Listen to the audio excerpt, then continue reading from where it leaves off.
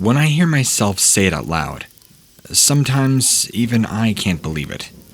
It sounds so implausible, so far-fetched, but I can't help what I saw, and I think it's almost a duty to let people know, if not to warn them, then to at least make them stay on their guard, to think twice about taking that lonely walk, or to make sure they travel in groups.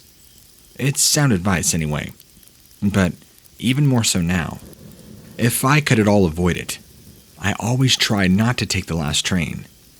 Not that the train itself was a problem.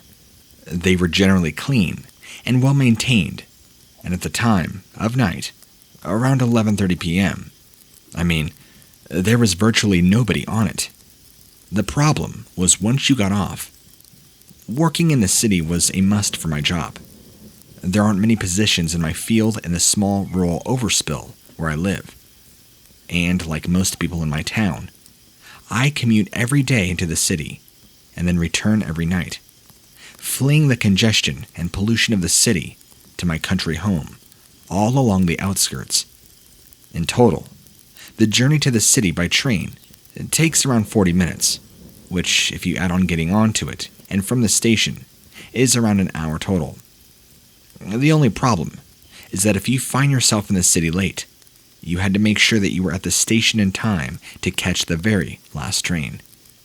Then, if you managed to catch it, you would still be faced with a lonely walk home on the other end, since buses were no longer running. So, tonight was that night.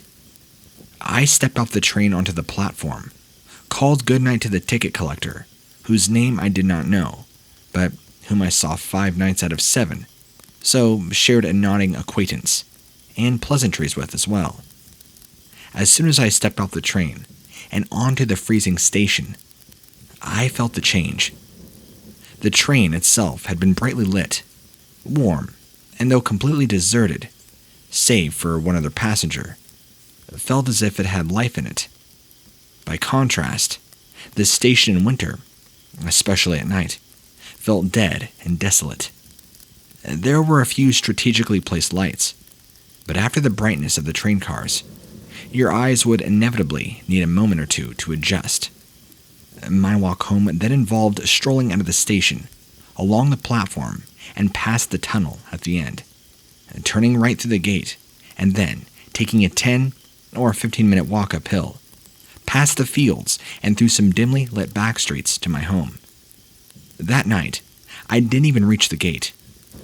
Because of the odd location of my hometown, the last train would pull into the station, and then, rather than continuing along the track in the same direction as it did during the day, it would terminate its services here, reverse, and travel back along the same route it had just taken, heading back to the city, ready for the morning commute, and preparing to undergo cleaning and maintenance before its shift the following day. As a result, the tunnel at the end of the tracks through which the train did pass during the day was dark. On most days, I simply walked past the tunnel without a second thought, turning towards home right before I reached it. Only that night, when I heard the sound, did I notice for the first time the strange divide that the tunnel created. How the light from the lamps illuminated the tracks up until a certain point. But once it reached the threshold of the tunnel, the point where you would enter, it basically just stopped or recoiled, like it was a border, and after that point, there was a new country, one that was filled with dark. The reason I glanced at the tunnel was the sound, a low guttural curdling. Something from within the tunnel, within the blackness, growled. I stopped dead.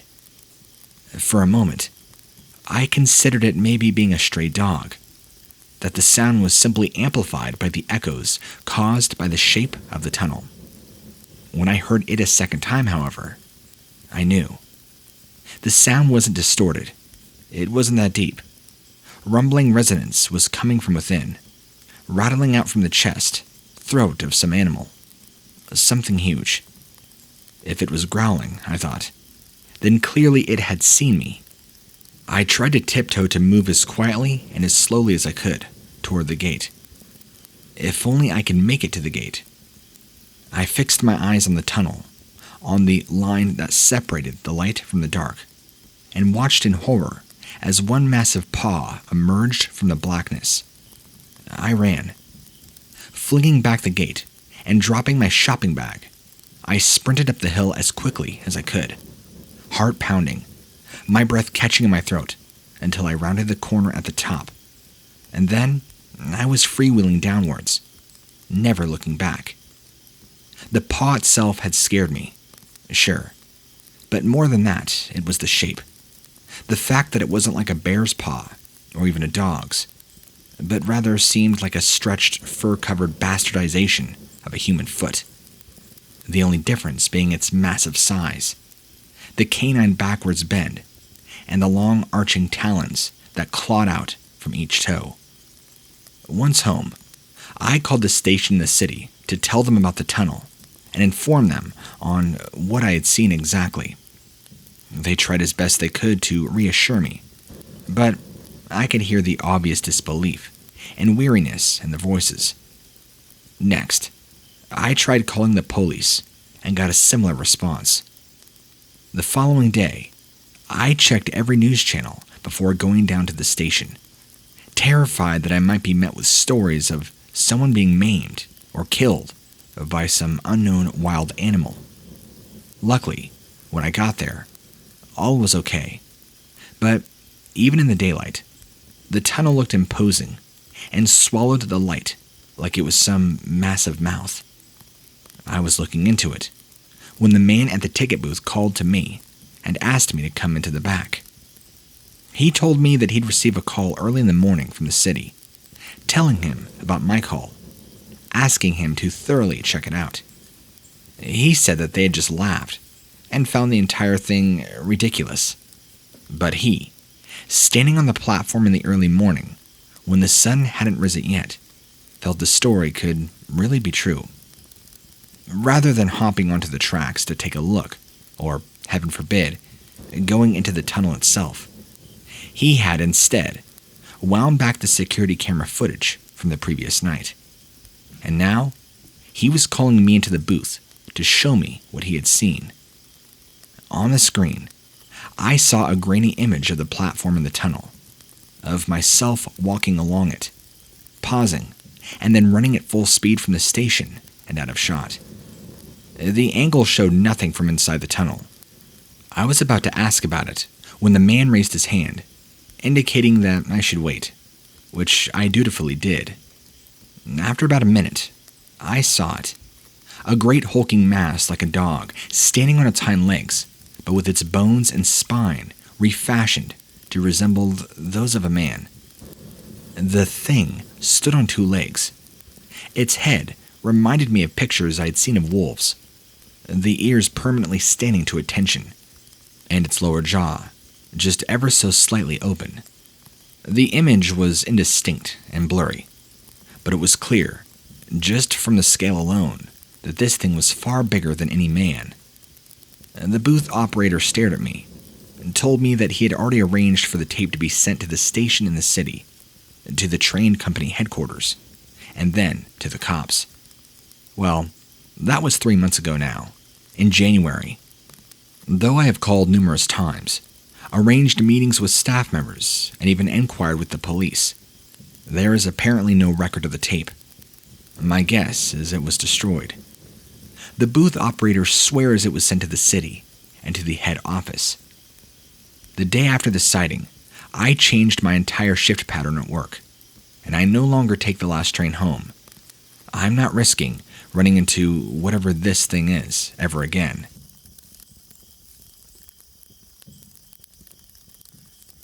I attended my first music festival just a few years ago. It was a small local one. Nothing big or crazy, like Coachella. There were probably only 2,000 attendees, at most. The festival lasted 3 days, and my friends and I were some of the maybe 500 people who camped out overnight. There were 3 small campsites erected in the field, not far from the stages, and they were very few primitive, just some designated spots for tents and a few porta potties here and there. The festival happened in a fairly open field, with trees lining the edges. It was intentionally held in an area far out of town to avoid annoying residents with the sounds of music and entertainment. The first night of camping went fine, although, I'll be honest, it was not very comfortable or quiet, since some people stayed up all night drinking. The second night, my friends and I tried to go to sleep right around 3 a.m. There were 4 of us, and 2 tents, so I was sharing with my best friend. Our campground was decently quiet by that point, fortunately, and we hoped for a better night's sleep than the first. But before we could fall asleep, we heard the screaming. Not the fun, playful kind of screaming, but horror movie screaming. We all scrambled out of our tents, trying to see what was going on. The moon was behind the clouds, and the site only had a few mounted lights leading to the bathrooms, so it was very dark. Too dark for us to see what was happening, but we could tell that at the far end of our campground, there was some kind of commotion. A group of crying and screaming girls, and a large crowd of people around them, trying to calm them. We watched for a moment, but did not get closer. It didn't appear to be a real emergency. We were getting ready to head back in our tents when the second round of screaming started. This time, it was on the other side of the field. 3 guys came running out of their tents, yelling something we could not understand. Something was definitely going on, and now I was beginning to get a bit worried, but didn't have a clue what it was. After the 3rd round of screaming, we heard someone yelling something about a dog, which was even more confusing. Why on earth would people be this freaked out by a dog? And we hadn't even seen a dog running around, or heard any barking or growling. But the campsite was in chaos by that point. It didn't help that at least half the campers were drunk, or on other party favors, making them easily confused and susceptible to excitement. Some of them had run out into the field to their cars, but there was one big group huddled together, waving their flashlights around wildly. We wanted to go get the whole story, so we approached the group. We did find a sober-looking younger guy, asked him just what was going on. He told us that people were seeing some kind of massive feral dog in the campground. It nearly attacked girls, and then it had shredded a attentive group of guys. While he was telling us this, I could hear the one hysterical girl insisting that it wasn't a dog, but I didn't understand what she was trying to say. Was it a dog or not? There was debate about calling the police, but it would probably take them a good 20 or 30 minutes just to get out here. Other people wanted to run for their cars, but were too scared to run across an open field. We were still highly baffled as to why everybody was so freaked out. No one had gotten hurt, clearly, and there was a discrepancy about what was even out there. Now, I was beginning to suspect group hysteria, and possibly just a poor stray dog in the wrong place at the wrong time. I talked my friends into going back to our tents, since there was no point in standing out in the field all night. We walked back to our site without issue, climbed in our tents. My friend and I sat up for a while, waiting to see if there would be any more noise before trying to go back to sleep. 10 minutes later, as we sat and talked about the festival, a giant shadow passed very close to our tent and paused in front of it before continuing on. It was tall, so naturally we assumed it was a person, but we decided not to unzip our door to check. No reason to. A minute later, now we hear screaming, really close by now. Someone tapped on our tent, yelling at us to run. We were really scared at this point, hurrying outside. We saw that most of the big group had dispersed, and they were all running in different directions. Not far behind them was something big and dark. I peered into the dark field, trying to figure out what it was. It was running on 2 legs, like a person, but wasn't really human-shaped either. It was thicker, and the head was too big. I grabbed my flashlight, aimed it towards the dark shape. I could instantly see what the confusion had been. I felt it too. The head of the thing was a dog's head. Long snout, big fangs, yellow eyes. But the body was more human-like than dog. The legs and torso were long and thin. And the reason the shape had looked weird to me was the thick, dark fur all over the body. As it got closer, we finally saw it clearly. We started running too. We darted for the parking lot with everybody else. I only turned around once, but I saw it drop to all fours and lope into the woods. We got to our car and drove away, leaving our tents and sleeping bags behind. The festival did resume the next day as normal, but it closed down at midnight, and our campsite was then roped off. The official story was a coyote attack, despite at least 20-some witnesses saying otherwise. The fact that most witnesses were inebriated lost us all credibility. I saw some internet stories about the festival Dogman, so I knew other people had seen what I had seen. It was obvious that we all knew what we had seen, even if nobody did believe us. So there you go. There's my story. Take it or not.